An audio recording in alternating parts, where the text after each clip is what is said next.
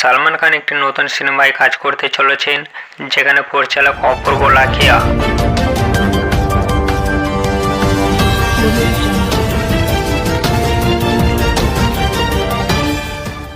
সালমান খান এবং পরিচালক অপূর্ব লাখিয়া একসঙ্গে একটি নতুন চলচ্চিত্রে কাজ করছেন, যার কাহিনী 2020 সালের গালওয়ান উপত্যকার সংঘর্ষের উপর ভিত্তি করে।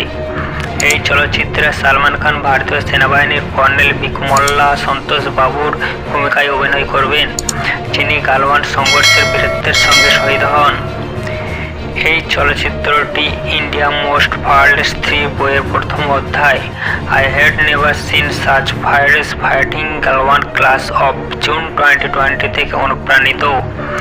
চিত্রনাট্য লিখেছেন সুরেশ নায়ার, চিন্তন গান্ধী এবং চিন্তন সাহ। চলচ্চিত্রটির শুটিং জুলাই 2025 থেকে শুরু হবে এবং এটি মুম্বাই ও লাদাখে 70 দিনের একটি নির্বিচ্ছিন্ন সময়সূচিতে চিত্রায়িত হবে।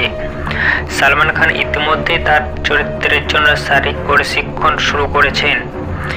এই চলচ্চিত্রে সালমান খানের সঙ্গে আরও 3 তরুণ অভিনেতা গুরুত্বপূর্ণ ভূমিকায় অভিনয় করবেন, তবে তাদের নাম এখনও প্রকাশ করা হয়নি। চলচ্চিত্রটি 2026 সালে প্রথমার্ধে মুক্তি পাওয়ার সম্ভাবনা রয়েছে। এই চলচ্চিত্রটি সালমান খানের জন্য একটি নতুন অভিজ্ঞতা, কারণ এটি তার প্রথম পূর্ণাঙ্গ সেনাভিত্তিক চলচ্চিত্র। গালওয়ান সংঘর্ষের বাস্তব ঘটনাকে কেন্দ্র করে নির্মিত এই চলচ্চিত্রটি দেশের বীর সেনাদের প্রতি শ্রদ্ধা নিবেদন করবে। সত্য নিউজ বাংলা, সবার সাথে সবার পাশে।